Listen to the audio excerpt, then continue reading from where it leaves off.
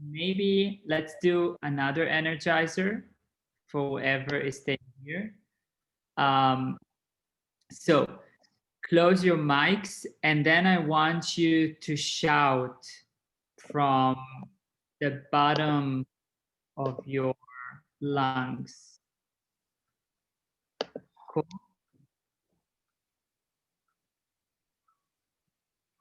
Okay. No, people. Okay. Leave this away.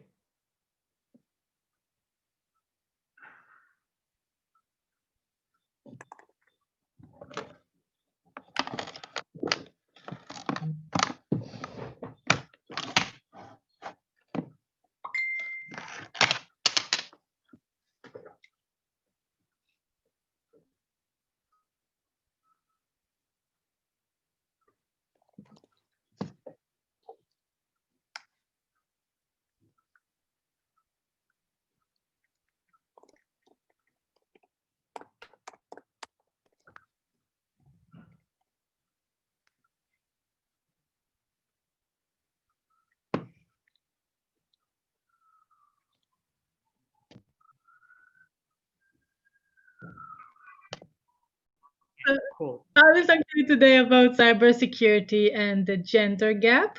Just a few words about myself. I will talk about myself more in details because, from what I understood from Shai, the journey that I took is also some kind of an interesting story for you. But just very quickly about myself, I've been working in the cybersecurity space for 20 plus years. And in my current job, I work for BT, British Telecom, one of the biggest telco providers in the world. We are a company of around 100,000 people, active in 180 countries. We are considered a critical national infrastructure in some countries because of the nature of what we do. And I lead the security European activities for BT. Basically, I lead a team of a few hundreds of people in multiple locations in Europe, many geos, including Sweden, but also other countries like Italy, Spain, Germany, the Netherlands, all over the place.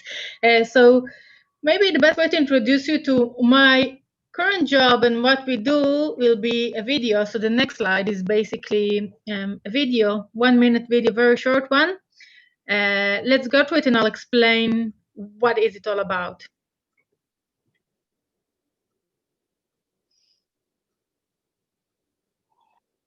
Staying safe. It's a hidden war. Defending countries, businesses, and families against cybercrime. The job is never done.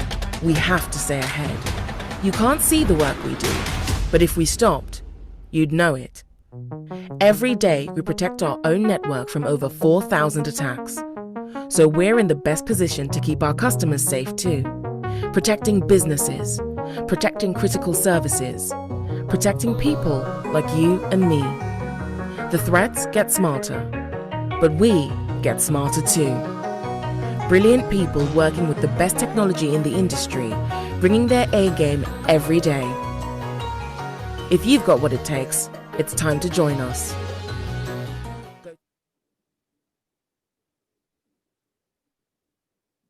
Great, and look, this is basically an employment video that we posted on YouTube, trying to attract new talents.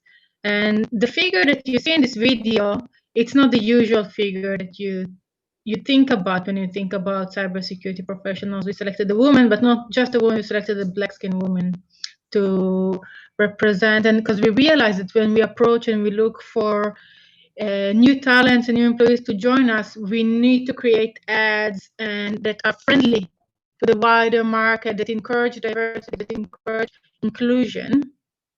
Because as you will see through this deck today, cybersecurity is an area that really needs more diversity and more inclusion. So let's go to the next slide, and I'll talk more detail about myself and the journey that I've been through. So I was born in Israel. I think I'm not the only Israeli speaker in this training, since some other names that look Israeli to me. So I was born in Israel, working class family in the suburbs of which is like the third largest city, very working class environment. I was the first person in my family to graduate. Basically, my mom was a stay-at-home mom, and my father was a mechanic in the oil refinery. So that was went to public schooling and everything. When I was 18, like many Israelis, I joined the military, and I was fortunate to be selected to join one of the computer units of the Israeli military. And so when I was just 18, just fresh out of high school, I was introduced to the world of IT, computers, information security, and I started gaining real life professional experience. And that really, in a way, paid off, because when I was released from the military 2 years later, by the way, my rank was sergeant, like many people that did the same route. So when I was released from the military 2 years later, I was able to find a job pretty easily. And so even without a degree, just based on those years of experience that I gained in the military, I was able to move into the information security world, later became more known as cybersecurity. I started my career doing more technical jobs, managing security. You can't hear me. Sorry, the sound is really bad. So what I can do, I can stop the video. You won't see me, but at least you'll hear me, okay? That usually solves the problem. Do you hear me better? Yes, no, it's great. Okay. So we'll do it this way then. So yeah, so I started doing technical, and then a few years later, I decided that I would have to become a manager. It's bad again. It is sketchy again.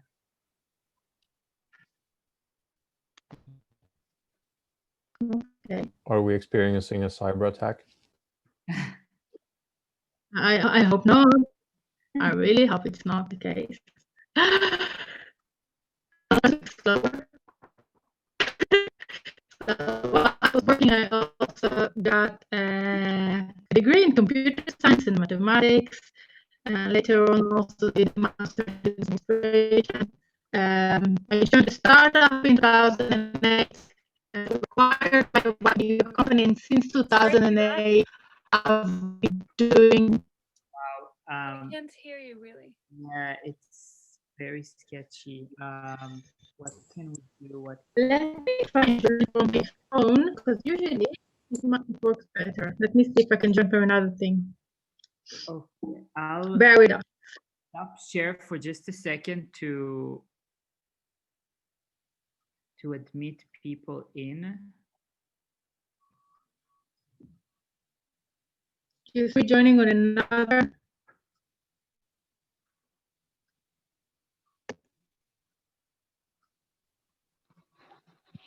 I would say if you can restart your computer.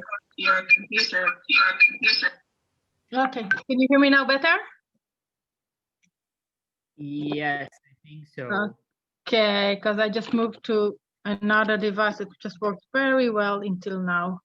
Okay, so but I can't see the slide anymore.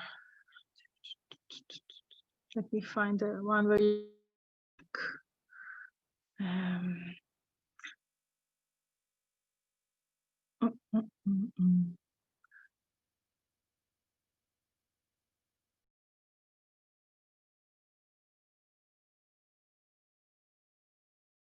So yeah, did an exit with a startup company, and since 2008, I've been doing international leadership roles in large corporations like HP, which you're probably familiar with, and now with BT, British Telecom. Shall I move to the next slide? Because again, what kind of, reflecting on my story and some of the points that I touched in my own personal story, I was a soldier for 2 years. Usually when you imagine a soldier, you don't think about someone that looks like me, right? It's usually the vision is of a male. something different. I talked about studying. Shai, I cannot see the slides anymore.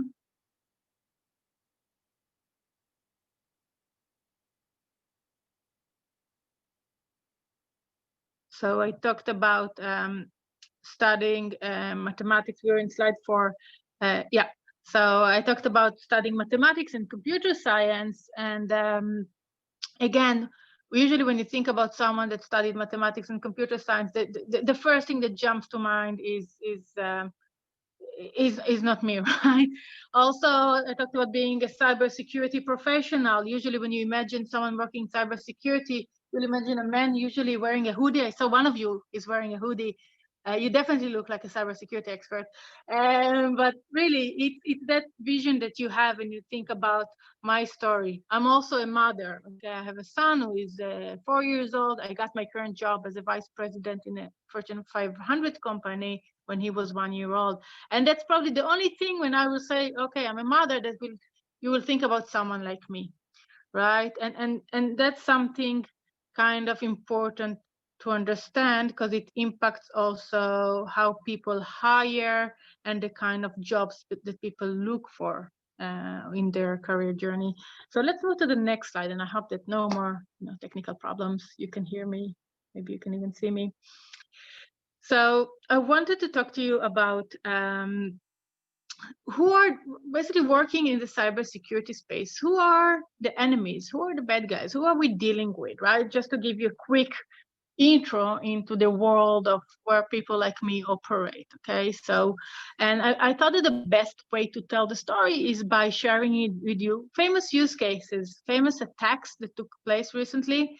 In the summertime, if you remember, there was a famous hack of Twitter accounts. Barack Obama's Twitter account was hacked, the Kardashian Twitter attack was hacked, and basically they posted, the hackers that hijacked those accounts, they posted fake tweets asking for people to donate Bitcoin for the COVID cause from those celebrity accounts. The people that were behind that hack were individuals, okay? Just 3 hackers. The oldest one was 22, the youngest was 17. Just 3 individuals that did it, yeah, maybe for some financial gain, but probably mostly for just doing it, for the fun of doing it, and potentially for the fame of doing it. And this is, in a way, one player, one group of enemies that we deal with, just individuals that are attacking organizations or individuals, most of the time just for the fun of it or for some fame they can get out of it. Then we get to some more sophisticated groups of cyber criminals that can pay money for top talents to join them and carry out some very sophisticated attacks. A famous one is the one that happened to British Airways more than a year ago. Very serious one, very sophisticated attack. A lot of brain power were used there. Very talented people worked on it. Sadly, on the wrong side for the bad guys, and they basically engineered the payment mechanism that British Airways had on their website, and stole a lot of information and money through those booking systems. British Airways ended up having also a very serious fine because of that breach. And that fine was recently reduced to only £20 million by the law authorities, mainly because of the current situation that British Airways is dealing with because of COVID. They do face some challenges in their financial well-being at the moment. So that fine was reduced to only 20 million recently. And that was an example of a very sophisticated attack carried out by cyber criminals. Think about mafia going digital. That's that group that I'm talking about. And then there's another very dangerous group or groups that are operating right now, and these are nation states. We're talking about military forces that are carrying out offensive cyber attacks against organizations or countries. And a very famous example is what happened to Maersk, the shipping company. They were completely halted a few years ago by a cyber attack. It's a ransomware called NotPetya, and ships were not able to check into ports. It was a real disaster. The estimated financial impact was $300 million on what happened to Maersk in the 2 weeks in which they were not able to operate because of that attack.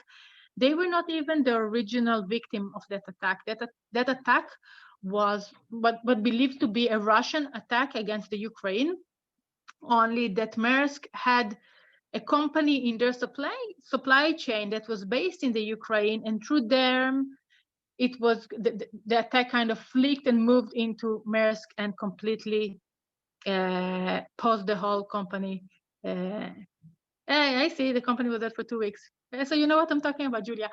So that's it. That's one story, and that's a nation state behind it. Another very, very, very famous story, there's also a Hollywood film on it, is the Stuxnet story, in which no one took really the responsibility over it, but it is believed to be a joint operation between America and Israel attacking nuclear facilities in Iran by creating a very sophisticated virus that harmed the equipment that they worked there, and kind of it created serious delays for Iran in executing their nuclear program. Again, we're looking at very sophisticated military forces backed by a nation that are carrying out attacks against companies or countries. So you can see how a lot of different organizations or groups or individuals that are carrying out attacks,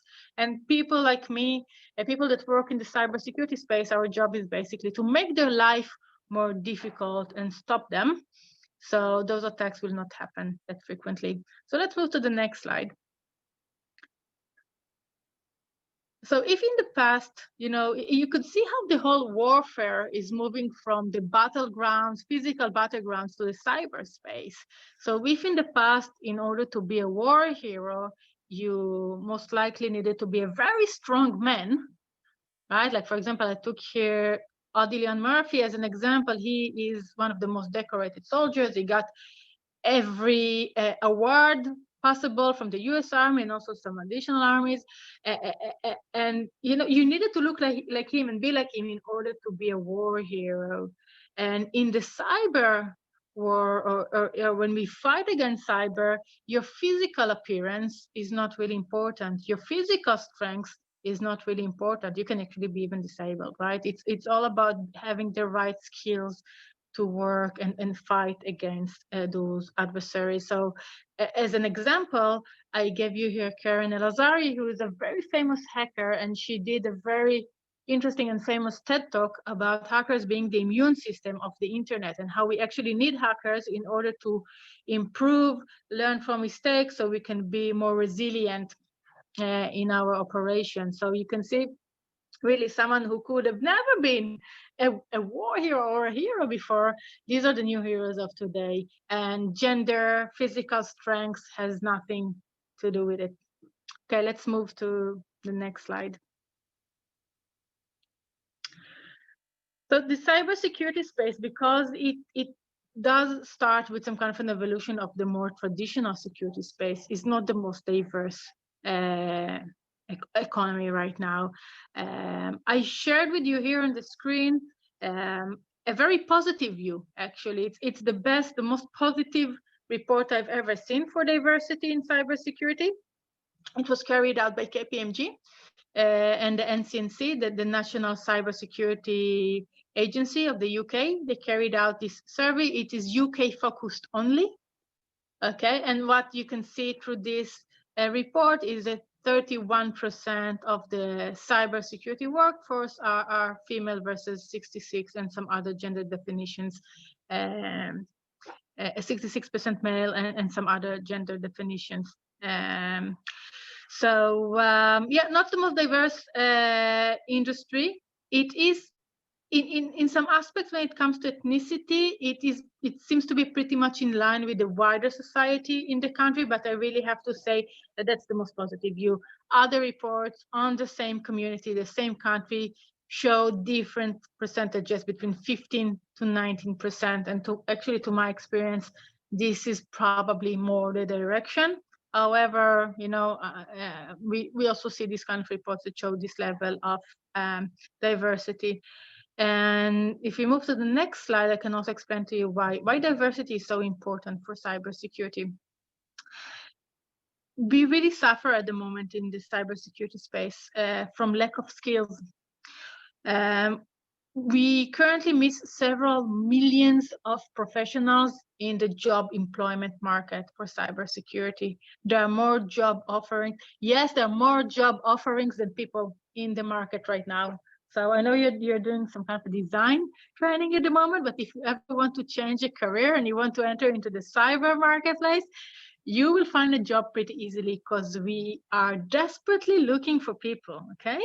And so millions of people are currently missing from the employment market of cybersecurity. And why is that? So cybersecurity threats really evolve very quickly, and it didn't allow us enough time to get so many people trained and ready with the right skills. Also, the problem is very, very complex. So you cannot have like superhero cyber experts that know everything. You will need a group of cyber experts, each and every one an expert in his own or her own domain, to really cover the full problem. And so when you have a very complex problem to solve and a desperate need of new talent, new people in the market, we are also desperately need more diversity and inclusion. That opens the door for many more women and other types of diversity to join the workforce. By the way, one of the things that we now look at is neurodiversity, not just more gender diversity in the workspace, but also neurodiversity. Some of the security operations that we run really require strong attention to details. And some people that have some, let's say they're on the spectrum of autism and some other neuro problems, they are very suitable for these kind of a jobs where you really need to pay attention to small details, be alerted when some small changes, some anomalies occur. So when I talk about diversity is actually the solution for that lack of skills in the security market, it's not just gender diversity, it's also neurodiversity and other types of diversity and inclusion. So really millions of jobs that we need to fill in order to fight all those bad guys that I talked to you about, and just not enough trained up, skilled people in the market. So there's a lot of focus right now on diversity initiatives to encourage more diverse workforce. In order to solve a complex problem, you cannot think in a very limited way. You need to have a diverse workforce so they can bring different ideas, different angles to the problem, so you can then work on complex solutions for complex problems. So, complex problem, lack of people, we need diversity. We need more women, we need more diversity in general in the workforce. Let's move to the next one. So why isn't it happening, right? I told you we need them, we desperately need them, but still the most positive report I showed you showed 31%, and most likely the reality is not there. It's much, much lower than that. So what is that? One of the reasons when we look at the barriers for women to be more embedded in security roles is a perception, which is actually a false one, that you need technical knowledge in order to do a cybersecurity job. And here's like a myth breaker for me. You don't necessarily need technical knowledge. The cybersecurity space is so wide that there is really space for different talents and different skills, different experiences to join. Yes, if you want to be like a white hat hacker, these are the good hackers that work and do hacking on behalf of companies, checking their security. Yes, you need to know what you're doing. Yes, you need to be technical. But there are many other types of jobs in the security space that don't require that level of expertise. And the photo here is a photo of me. I'm the one, on the side. wearing a funny suit. And it's with my Spanish team. These are the Spanish girls working in our Madrid cybersecurity operation. And if you can see, there's a young woman just kind of knitting just before me. She's kind of and smiling with a big smile. This is Claudia. And Claudia, she's a fantastic, super talented woman who studied criminology in her university degree. She then took some trainings to really learn some more security, but her background, her core studying area was actually criminology. And she's a very important resource in our operation when we try and fight cyber criminals. Okay, so again, that perception that you need to have very strong technical foundation is not really needed in order to be part of the cybersecurity workforce. Let's move to the next slide. So another barrier is around unconscious bias and affinity bias. We tend to like and prefer things that look like us, that behave like us. And if the workforce is mostly white men, we will think that white men, unknowingly, right? Unconscious bias is all about we make decisions that we're not even aware of, that we make preferences without even being aware of.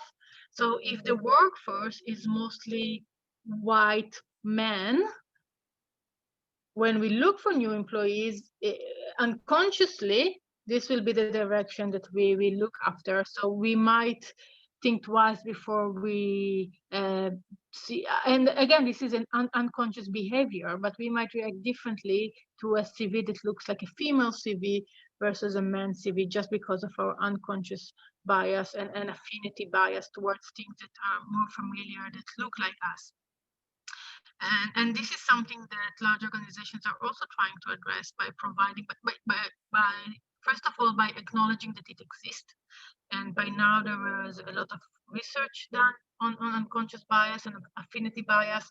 So first of all, being aware that our brain operates this way. It's like if you have unconscious bias or affinity bias, it's not because you're a bad person or narrow-minded, not at all. It's just how our human mind works.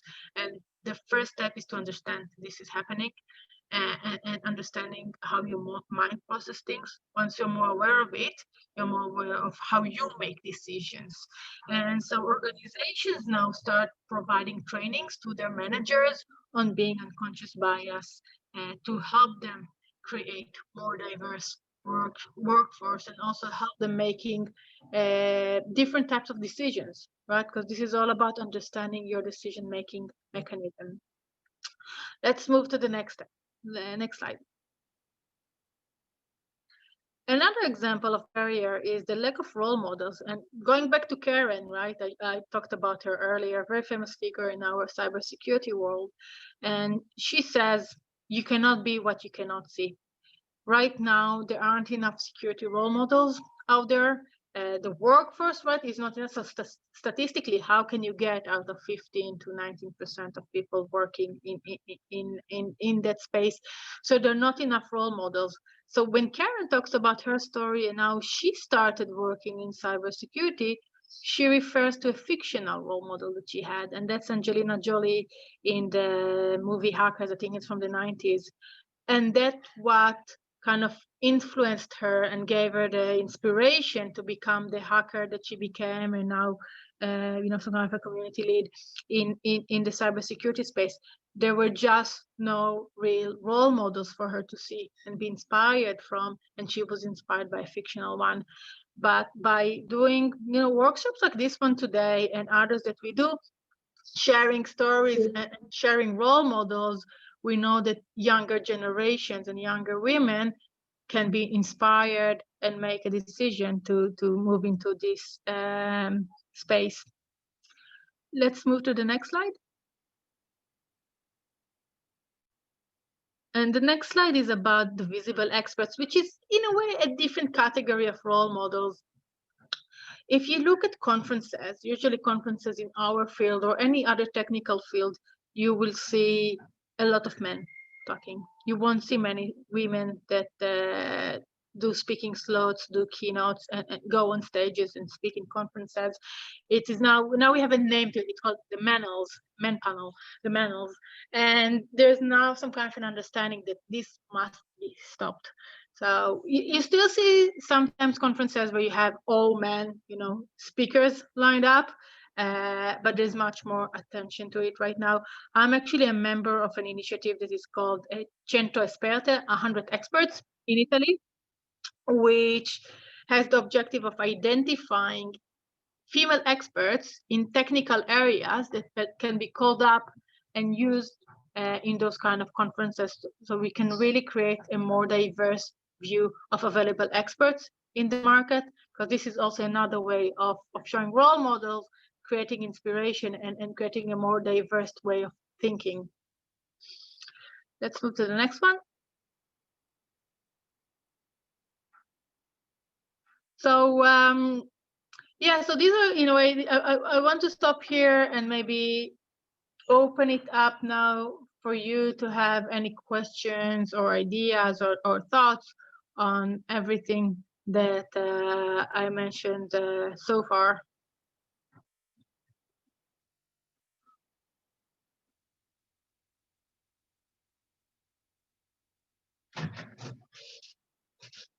So Shai, I think we can unmute them, or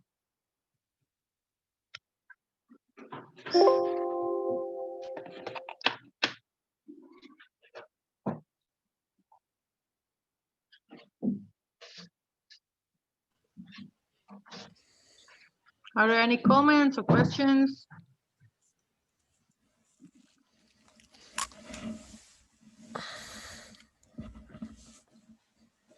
Okay. Hello. Okay.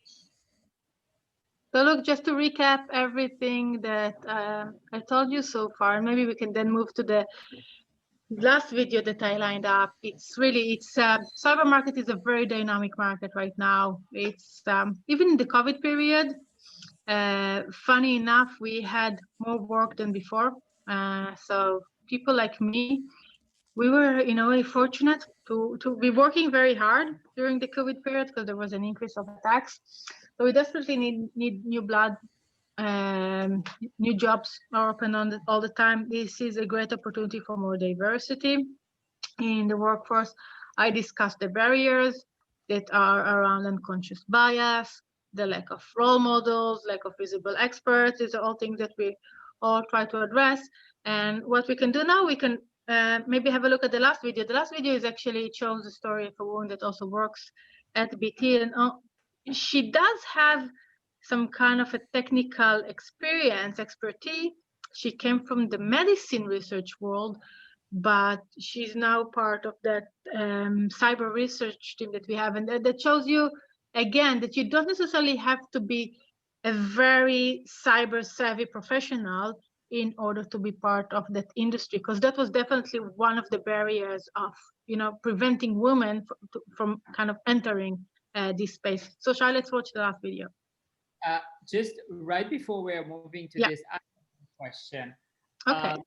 What do you think that, what are the powers of women in this field? Like, what, out of your experience and out of what you're seeing, what actually women is bringing that men cannot, and why they're actually enriching this environment so much? Okay, so look, I think that there are a few areas, right? And it's not about who's better in cybersecurity, then it's not about that, right? It's about, I think that women are more able, I mean, it's kind of known, women are more able to do multitasking, handle complex situations, and in cybersecurity, everything is complex. So this is clear. And I think even the most basic thing, okay, of bringing another voice, bringing another opinion, bringing another approach to something. Some of the problems that we deal with are so complex that you cannot keep on doing the same thing over and over and over again.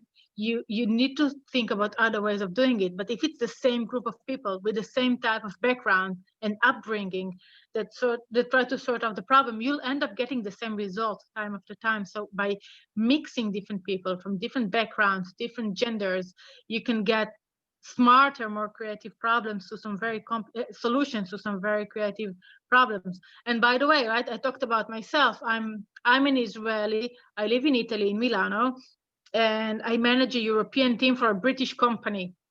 For sure, they could have got a British person living in London doing what I'm doing today. There are enough talented people in London that can probably do my job, but they were looking for someone that is different, right? Because if a company, it's really, there were so many researchers on it. Diverse leadership brings better results because you have different approaches, different ways of thinking. And so for my specific job, they actually liked the fact that I wasn't English. They liked the fact that I didn't live in London and I live in Milano, because that brings a brand new approach to the company and a fresh way of thinking that they didn't have before. So even without us talking about women versus men, and it's just that having this diverse approach to problems that create better solutions, more creative solutions to some very serious problems that we're trying to deal with. And another question, if I may, what do you think is, if let's put like, just a second, I'm sorry. So I can answer the other question. I just got something about what do we do with the workforce? Can you repeat this question, whoever asked it? So Shai, I'm taking another question in the meantime. Yes, please. So there was a question about what do we do with our workforce to From Jabu. Okay. Hi, yes, I'm here. Yeah, go. Sorry, my camera is not working properly. I was just thinking in terms of, trying to get more of a diverse workforce. In this case, we're talking gender, but I'm also thinking in terms of people with different ethnical backgrounds.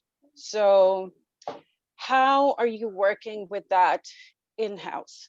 So putting out recruitment adverts, for example, with specific ethnic backgrounds and women as such, that's one way. But how are you working inside the organization? Yeah, it's a great question.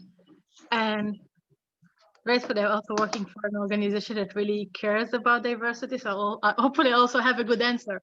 So I think one of the first things that we do actually is we measure. We look at how diverse is the workforce in our different teams, right? And not just gender diversity, like you mentioned, also ethnicity. And when possible, because it's also very delicate and personal, also LGBT. So it's as much as possible we try to measure it, so we will know who's doing well and who needs to improve. This is something that we measure, and I know the percentage of my team. So this is one thing. I can tell you that organizations in general are now paying more attention to how they write ads, so they can use words that can be kind of accepted positively by all genders. You've seen the recruitment video that I showed you earlier. Also, the role model is not the standard person that you would expect for a security job. In my opening slide, and that's our standard opening slide, you see again a Black woman in a cyber operation room. So we are doing it in some kind of conscious ways. Unconscious ways, we are measuring diversity. We are providing managers unconscious bias training, especially if they need to go on a recruiting process.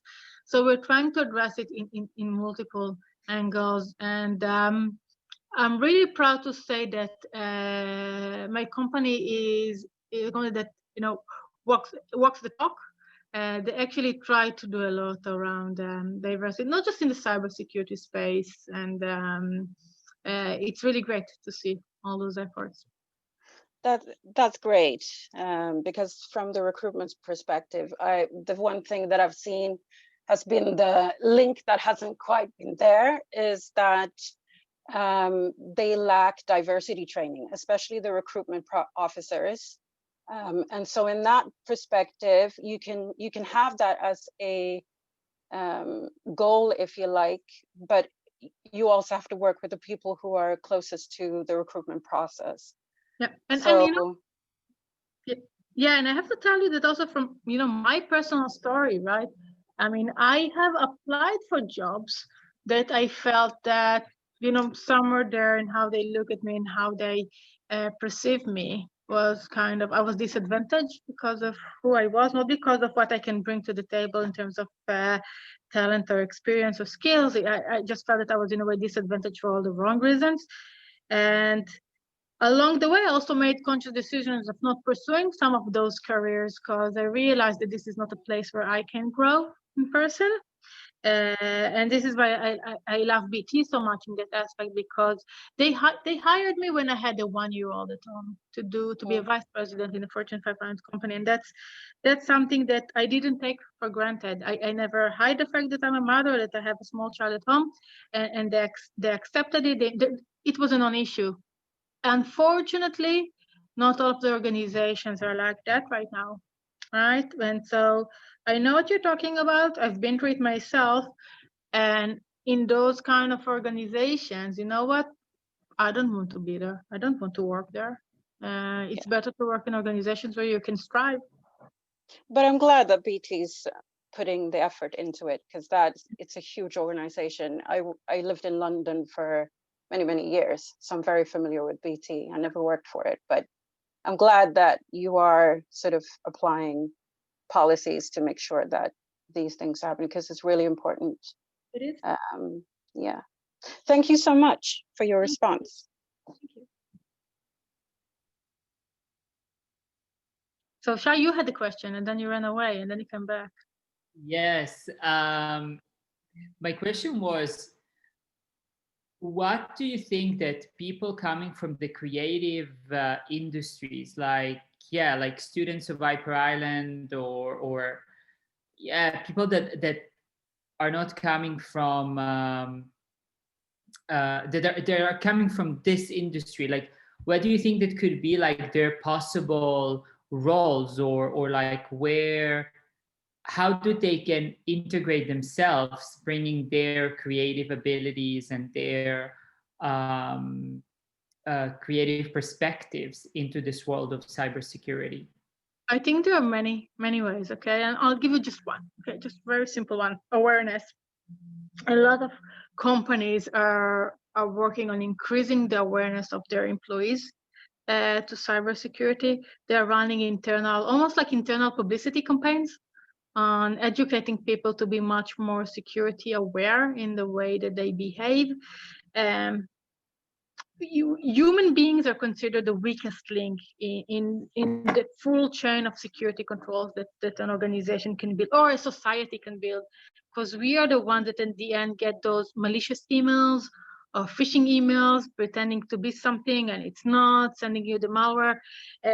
Human beings are in a way the easiest to trick, and so through awareness efforts, and you see countries and companies are trying to educate the wider society or the group of employees to be much more security aware so they can behave more safely online and when they work with their emails or with messages, so they can be much more alert and make decisions. So in this area, because it's almost like you're running publicity campaigns, creative people that can drive messages very clearly using the right level of graphic language are really needed. Otherwise, it's just another boring ad telling you what not to do, right? If you find the right way to give this message to the people, right, and it can be the full nation in a way. I mean, in the UK, the NCSC did some kind of a cyber campaign during COVID because there were a lot of attacks against people pretending like cyber criminals pretending to be the World Health Organization, and those were like malicious messages. So sometimes those campaigns are needed even on a nation level and not just inside a company for their employees. And this is just one area, but there are also additional areas. Thank you for your response. Anyone else? I see like Andrew is asking, I'm wondering what are some common jobs that people without a technical background in programming can get into this industry? Perhaps it's in addition to what you just said. I mean, there are also some other examples, okay? A lot of the, and it's going to be a kind of a boring area, but a lot of the security work being done in the background is also around how do you meet compliance requirements? How do you meet different regulatory requirements in your security operations? You don't need to have any programming skills when you do that, right? It's the kind of job that maybe previous auditors will take, or lawyers, accountants, they might take in order to move into the security space. So really, by all means, you don't need to be a developer in order to work in cybersecurity. There's so many angles to it. Attach the awareness angle. There's also, we call it GRC, governance, risk, and compliance angle, which is completely technical. It's about understanding regulations and rules and how to apply them inside organizations. There are areas around how to manage identities of people, which is again not necessarily very, very technical. It's more linked to business processes. So probably more than half of the jobs that you can get in cybersecurity wouldn't involve any need of programming, to be honest. Wow, this is quite impressive. Did you know? Yeah. And really surprising. Yeah. I hate programming. I mean, don't tell anyone, okay? I never programmed in my life. I mean, I did study computer science in university. I hated it. I copied all the time. Don't tell anyone. They will take away my degree. And then when I finished my degree, I never touched. Really, I never programmed again. I hated it so much. Really, you can work in cybersecurity without programming. I can guarantee you that. I'm a moving example. I have a question. Yeah. So you sell security, but how do you sell it? Like, do you sell it to private persons, to companies, and in what way is it like Spotify? You pay for every month, or like, yeah, how does That's a great question. Do you want to apply for a job? I'm hiring, by the way, in Stockholm at the moment. So specifically, my organization works with enterprises, big enterprises. We work with what we call the top 800 organizations in the world. So just imagine the biggest ones that you can have in the world. We work with them, like companies like, I don't know, Rolls-Royce or Nestle, things like the biggest organizations in the world. But there are other companies that also work with households, consumers, maybe SMBs. Specifically in our case, we work with big global multinational companies. And how do we sell it, or how do we charge for it, right? Is it a monthly fee? Is it you have everything. There are some services that are sold in a monthly fee, usually what we call managed security services. They will be sold on a monthly fee. Others are kind of, a specific engagement that you pay for it and then it's gone. It's really different things, but you see more and more organizations moving to what you call the Spotify model, in which you pay a monthly fee for services that you get in return.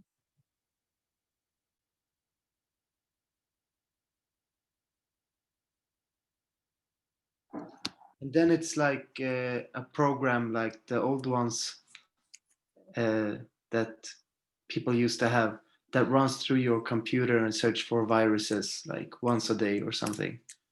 It's no longer once a day. They need to be a little bit more sophisticated than that. But yeah, even those software now, that it's called endpoint protection, and the more sophisticated ones, even they are now moving to some kind of a monthly subscription that you pay. So you don't buy the license up front, you actually buy a monthly subscription and you get continuous protection and real time. It's not just once a day, it's real time, really sophisticated one. So the world is kind of moving more and more towards that Spotify model that you mentioned of monthly subscriptions. And that's also, when you think about it, it's also driven by the amount of cash, how much cash upfront organizations are willing to spend. It's like in the financial jargon, it's called OPEX versus CAPEX. And so instead of paying upfront for things, you prefer paying it on a monthly basis. And then the whole spend is kind of spread across several months. financial leaders in organizations, they prefer this option versus paying upfront for something. And when you pay monthly, you can also stop, right? If you don't like what you don't get the right value, you stop it. Versus, oh, I already paid a few millions upfront for something, I don't like what I get, what do I do now? I already paid it, right? So now the whole world is going to that direction, and also the security world is following.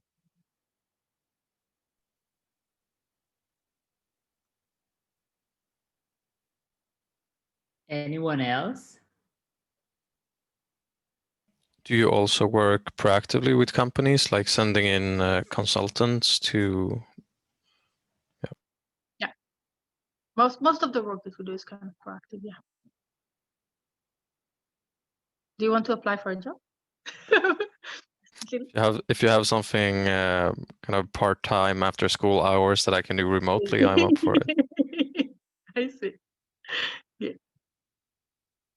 I got the hoodie and everything.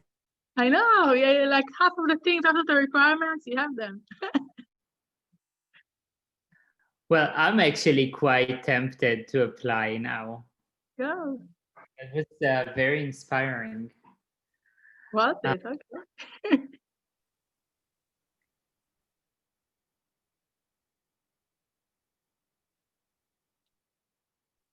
If nobody else has a question, so we can continue with the keynote.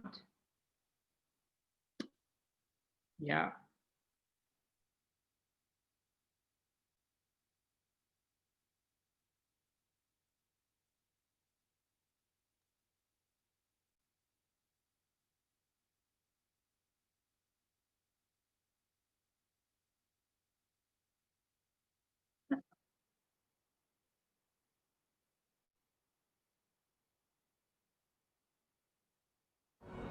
Every time there is a scientific revolution, there is always fear. But every time our quality of life drastically improves. We look at how to defend ourselves against malicious users and how we proactively forecast the future risks. I spent more than 10 years in global health research, looking at how to keep the human population healthier. The same kind of fundamental principles also guide cybersecurity. At BT Labs, researchers are really encouraged to be creative, to be innovative, to transfer new ideas into real products, real applications. I have a 4-year-old daughter. She wants to be an Instagrammer or rock star. When I look at the world, it feels like there's more responsibility to do a better job for the younger generation. I'll just finish with a funny anecdote. So that video was filmed in the BT Tower in London. For those of you that are familiar with the London landscape, just behind Liverpool Street station, there is a big TV tower or radio tower. This is the BT Tower, and for years it was the sheer existence of the tower, although it was very visible to everybody, the sheer existence kept secret. So it was never marked on a map, I think, until the 90s. Although everybody knew it existed, you can just stare at it. It was looking at you. For security reason or defense reason, because it's such a critical site, it was kept as a secret and it was never marked on a map until the 90s. So just a funny anecdote for you to know.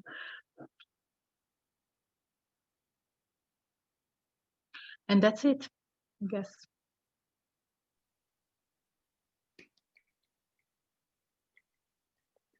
Thank you. Thank you, Shai, for inviting me. Thank you so much for coming in and saying yes. That was fascinating. Anyone else has like final thoughts or questions to Hila before she leaves us? They say thank you, so I guess it was good. Yeah. Okay. Thank you. Do you have Great. LinkedIn? Yeah.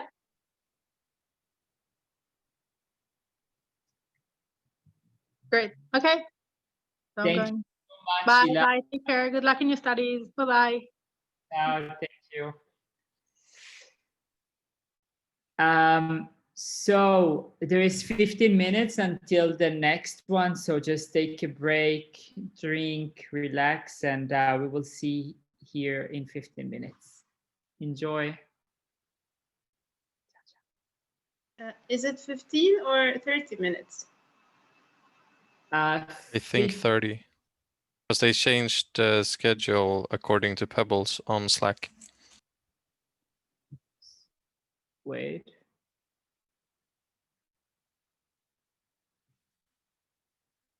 So maybe it is actually 15.